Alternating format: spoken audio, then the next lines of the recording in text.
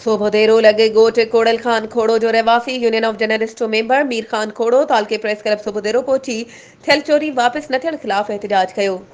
मुतासिर साफ़ी एहतजाज कंदे मीडिया वारनि खे ॿुधायो त सोभोदेरो वेझो मुंहिंजी ज़मीन ते सोलर जो बोर लॻल आहे। हलंदड़ महीने जे 8 नवंबर 2024 जी राति नामालूम चोर मुंहिंजूं 20 सोलर प्लेटूं चोरी करे फरार थी विया। पुलिस जी जांच करण बाद दोहारी वाइखा थिया ऐं मूं इन्हनि खिलाफ सोभोदेरो थाणे ते FIR दाख़िल कराई आहे, जंहिं बाद दोहारी क़िस्म जा माण्हू मूंखे मुख़्तलिफ़ तरीक़नि सां धमकियूं ॾेई रहिया आहिनि।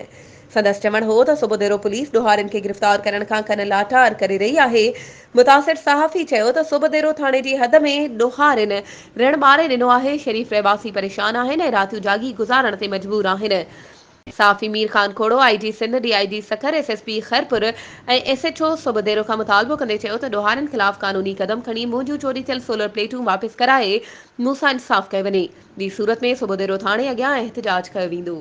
वधीक ख़बरुनि ऐं अपडेट्स जे लाइ असांजे चैनल खे सब्सक्राइब कयो ऐं हा, बेल आइकन खे प्रेस करणु न विसारिजो त जीअं असांजी हर नई अचण वारी वीडियो तव्हां ताईं पहुचे।